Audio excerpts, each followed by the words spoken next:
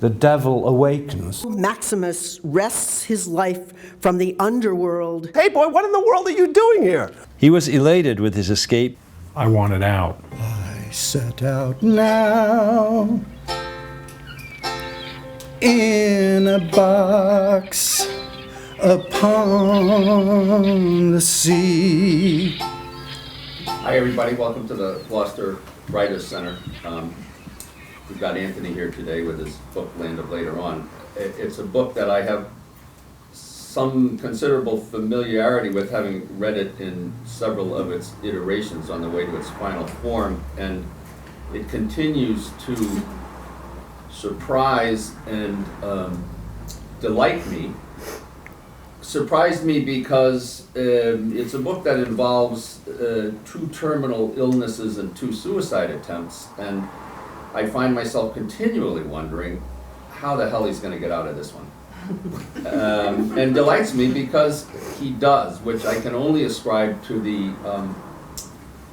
power of art, the power of literature, the power of good writing. And Anthony's going to give you some of that right now. Anthony Weller. Thank you.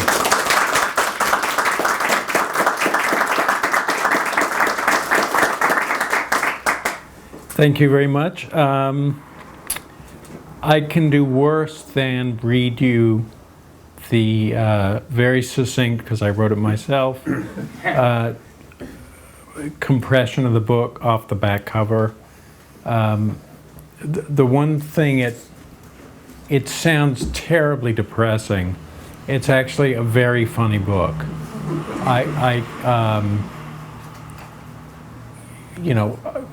Many of you are friends, or if not friends, friends of friends. It won't be mysterious to you where the apparent original impulse for this book came from. All I can say is that when I started it, I was determined to make it a funny book about suicide. I'd had the idea for an odyssey through the afterlife for decades, but I could never figure out more than that. And then I got sick, and I would defy anybody, no matter how happily married or stable, to have a serious neurological illness and not contemplate at least the question of suicide, even if you would never do it yourself, whether you're happy at home or because you're wondering what Greg's bringing for lunch tomorrow. The idea still crosses your mind. And for me, suddenly it gave me the solution to all kinds of plot problems that I'd never been able to solve for all the decades I'd had this vague notion of a journey through the afterlife as a novel. So in any event, let me read you this description of the book, and then what I'll do is I'll read you an abbreviated version of chapter 1, an extraordinarily abbreviated version of chapter 2, and a much later chapter. Kip, a New York jazz pianist whose career was cut short by a neurological disease, returns from a failed suicide attempt with a vivid, detailed memory of his journey through the afterlife, resembling the world as he knows it, but unlimited in space and time. It's unlike any eternity he has contemplated. Its residents are those who choose not to reincarnate, which would erase all memory of who they once were. Kip has a quest to find his beloved Lucy, a yoga teacher who shared his apartment for years, but died of leukemia before he took his own life. Is she still here? Has she waited for him or gone back to become someone else?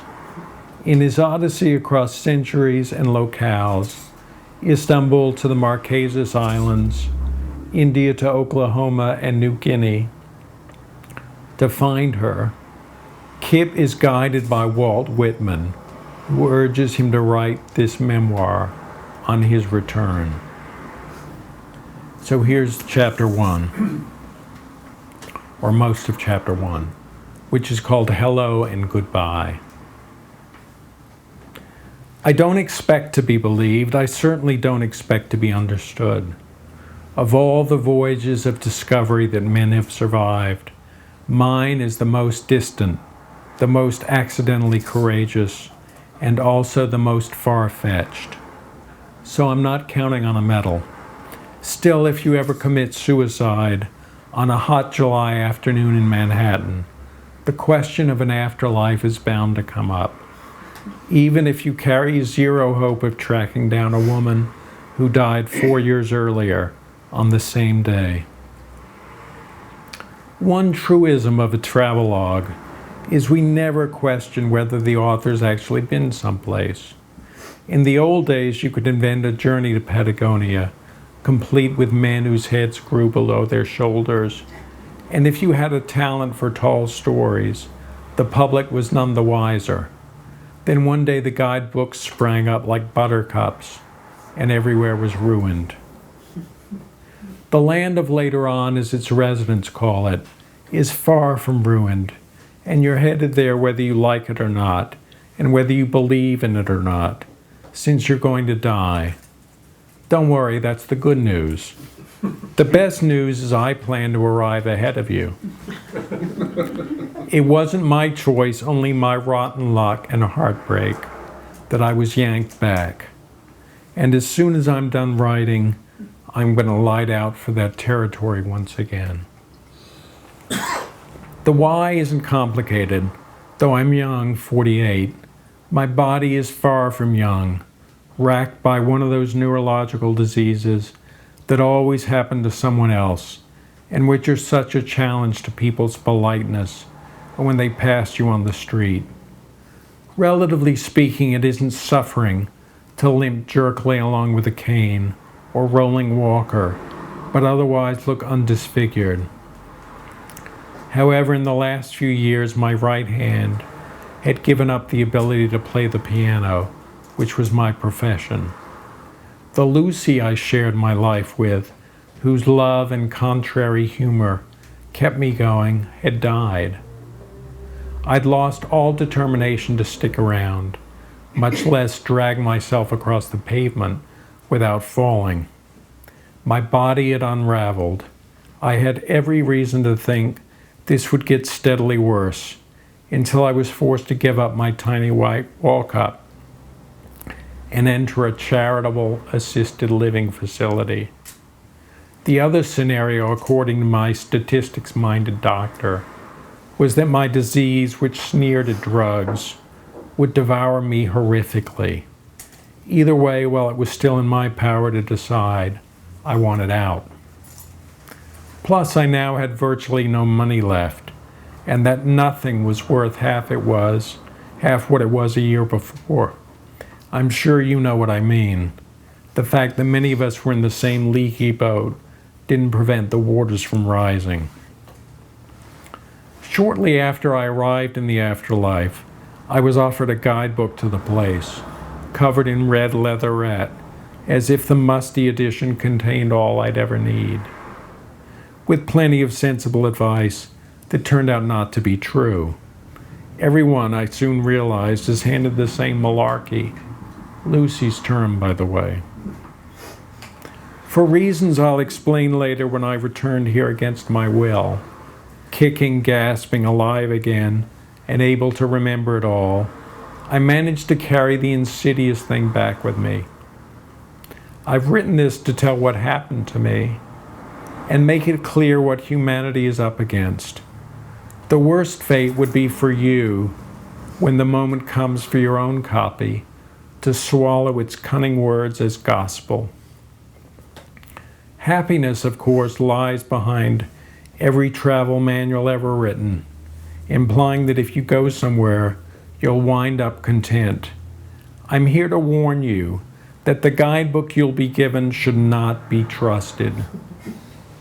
I promise that where you're going will prove more lustrous and diverse than what my mother called the land of the living. Yet happiness depends on the decisions you make soon after arrival. Make the wrong choices and you'll find yourself scammed, hastily reborn, shipwrecked in the wrong place at the wrong time. Though writing an anti-guidebook was never my idea, my hope is still to save you from cataclysmic errors. If I can't convince you of the destination that awaits you on leaving this life, then I guess it's my fault. But it's your funeral. I was lucky enough to encounter a stranger who befriended me and made my search for Lucy possible.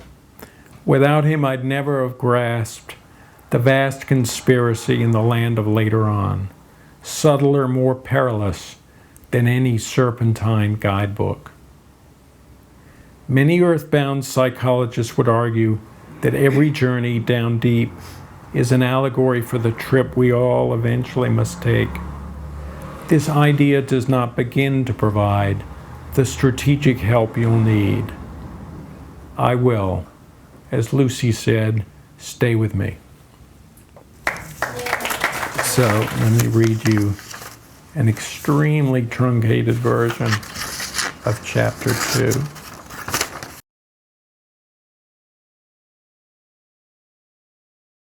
Chapter 2 is called Arrival and starts with a brief excerpt from the Evil Guidebook. And throughout the novel, some chapters start with excerpts from this guidebook, which Kip usually demolishes. But he includes them just to show you how misleading it is. And you'll see it's written in a kind of late 19th, early 20th century German guidebook style, like a Baedeker or something. Though travelers seldom stay long, this guidebook will prove indispensable. At entry, no passports are required, and customs formalities are lenient, as luggage is never forwarded. In crossing the frontier, a small supply of tobacco is allowed. There is no duty on cigars. Passports? Customs? Luggage? Cigars? Are they kidding?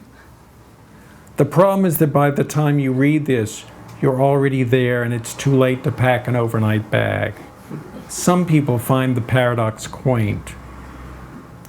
Not surprisingly, travelers are anxious about this stage. Will it hurt? Well, no. Will it take long? Nope. A swath of infinite blackness, then you're through to the other side in one enormous exhalation. But because everyone's minds are filled with claptrap, from those who've had near-death experiences, they're expecting a modernist corridor straight out of a cylindrical 1960s spaceship with blinding lights and welcoming hazy figures. It's not like this. One moment you're alive, maybe struggling to breathe in a hospital bed, surrounded by impatient relatives, maybe hurrying across the road without looking both ways, maybe one more victim of a freedom fighter's bullets. The next moment, you've arrived. There's no corridor, no turnstile, no checkpoint eternity. You know exactly what's happened. You're not beset by doubts or jet lag, though the initial remorse can be overwhelming. This feeling dissipates. And when your subconscious grasps the inevitable, you do relax. You know with every inch of your being that nothing can be done anymore. We've all seen those nature films of a snake swallowing a field mouse, and watched the mouse, relaxed, accepting, blink out his final glimpse of sunlight as the jaws engorge him. You don't forget that sensation of farewell. You do forget the terror and the teeth. What does it look like? Well, that depends. Whoever set up the process figured out that the transition would be a lot easier if the scenery were just as you want it. I suppose this means some people find themselves in baggy white togas, trying to balance on baggy white clouds, while others get the streamlined spaceship routine. For me, it was like stepping off a Mediterranean ferry boat from decades ago as it pulled into an intimate port at twilight, the air scented with jasmine, the cafes afizz, the lamps coming on, with a medieval fortress in craggy mountains looming. A heavenly vision I'd imagined, but never experienced. Funny, I remember thinking, so this is the afterlife. I swiftly forgot that minutes earlier, I was lying amid sweaty sheets in my apartment, waiting for all the pills I'd gobbled to take effect. Notice what I didn't think for even an instant. Am I dead? Where am I? Who are these people? Can I go back? Nor whether I was imagining things, since for the first time in years, I was standing upright like a normal human being, having walked off the boat as smoothly as everyone else, without a cane. So where was Lucy?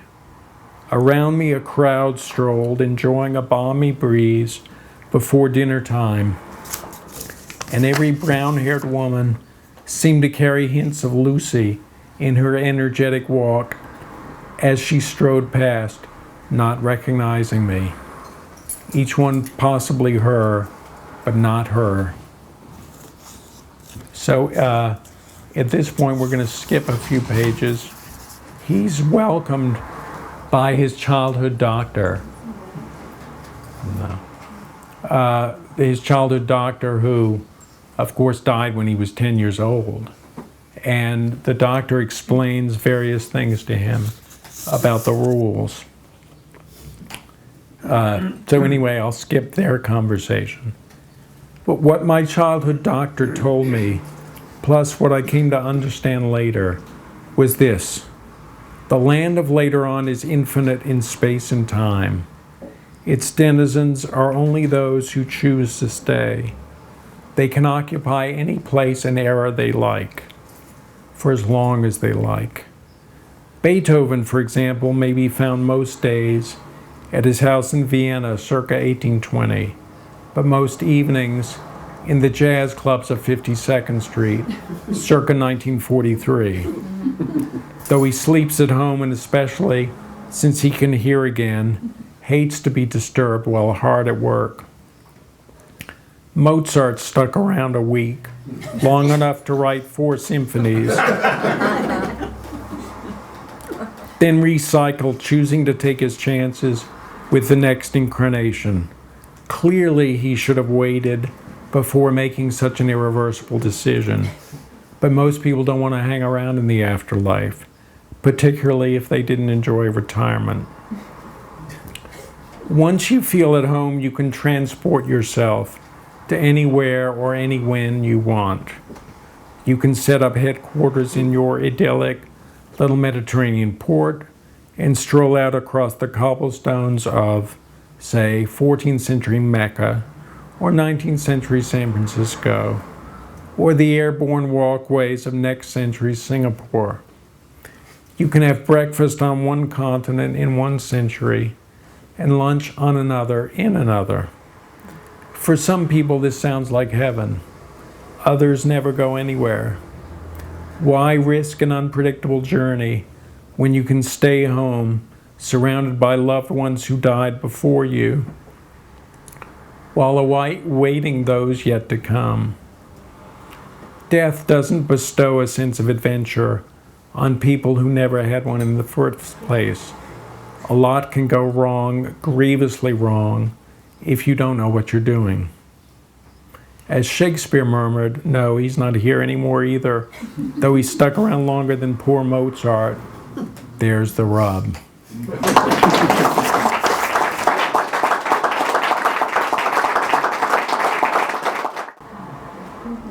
Hi, Joel. Hi, Anton. So did the whole land come to you at once, or did you have to figure out the puzzle over time of how its rules work? Well, it actually did come to me pretty quickly. I write in a strange way now because I I can't physically write. I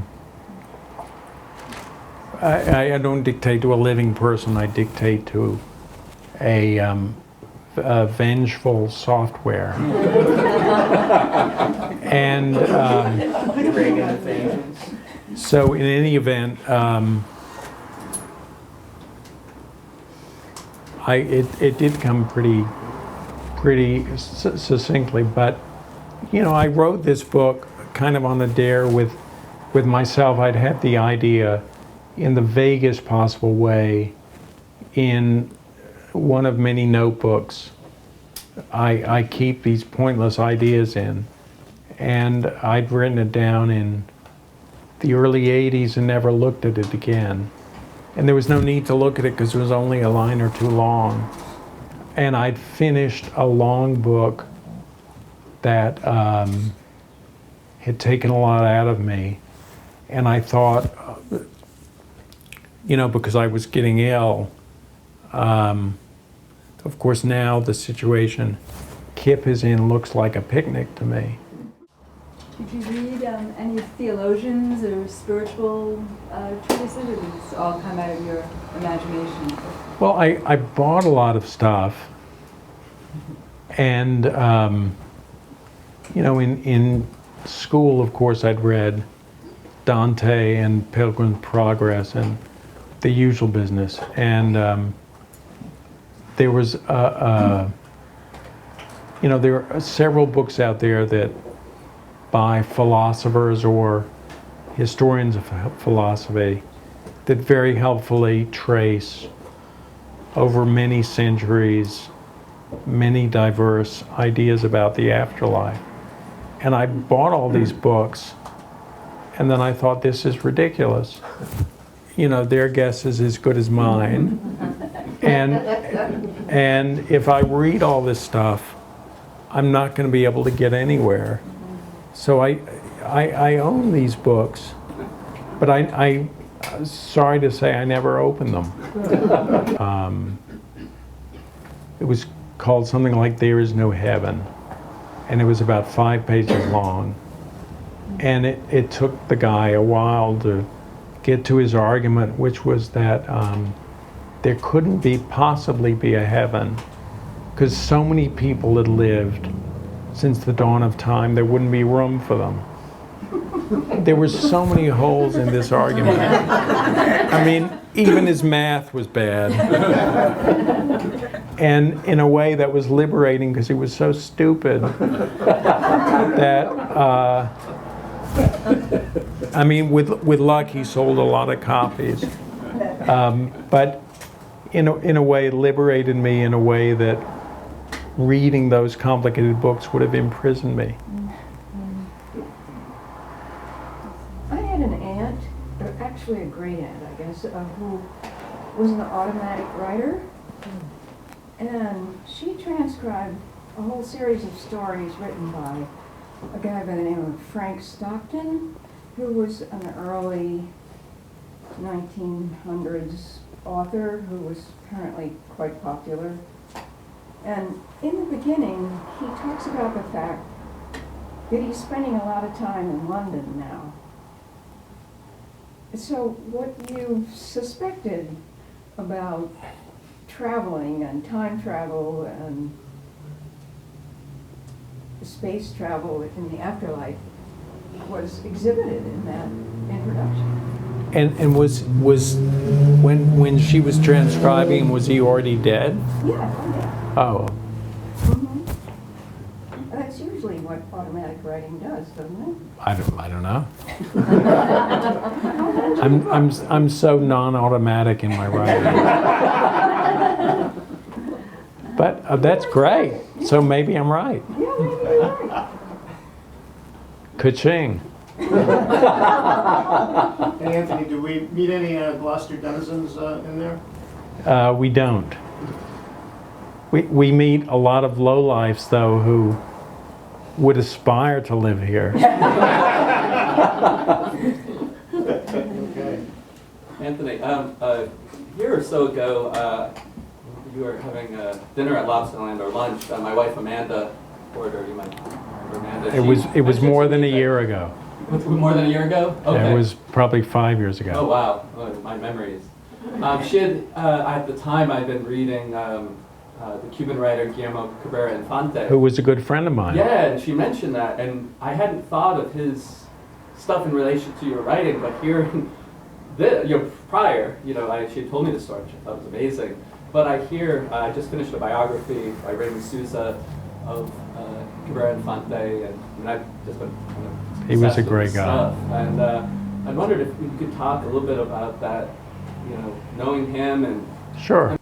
I met him, he was in exile. He left Havana about 5 years after the revolution.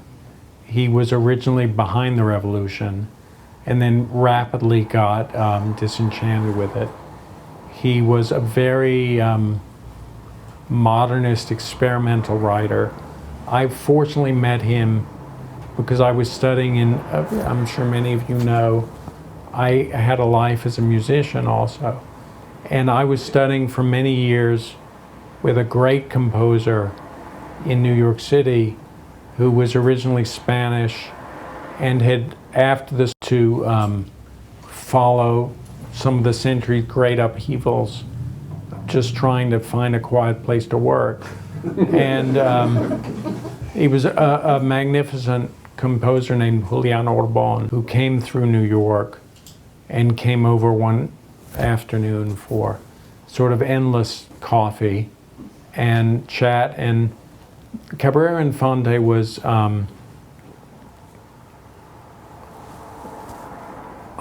he had a kind of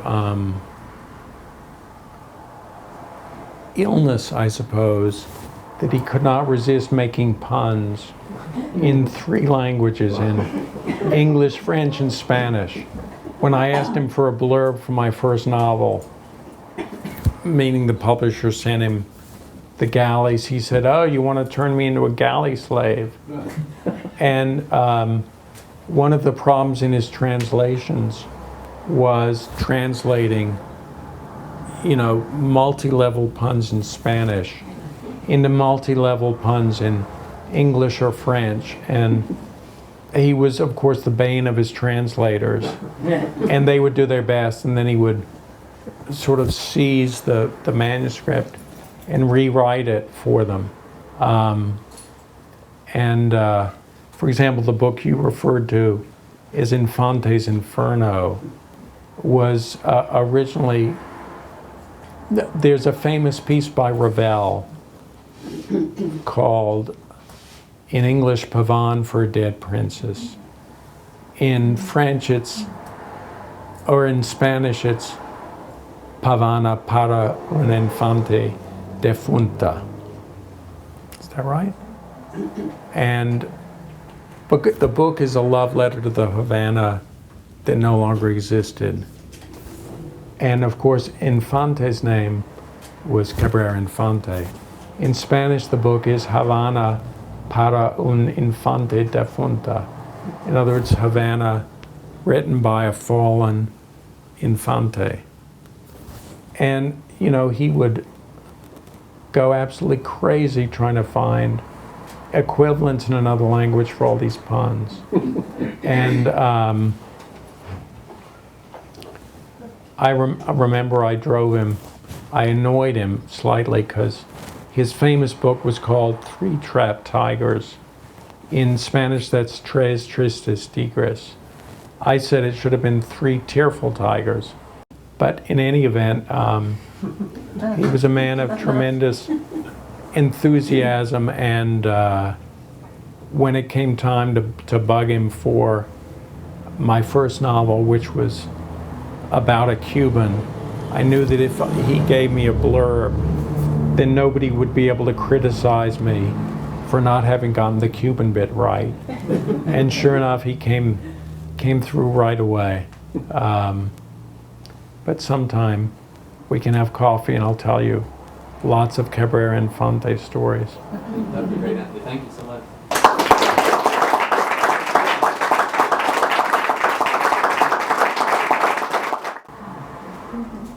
Hi, Joe. Hi, Anton. So did the whole land come to you at once, or did you have to figure out the puzzle over time of how its rules work?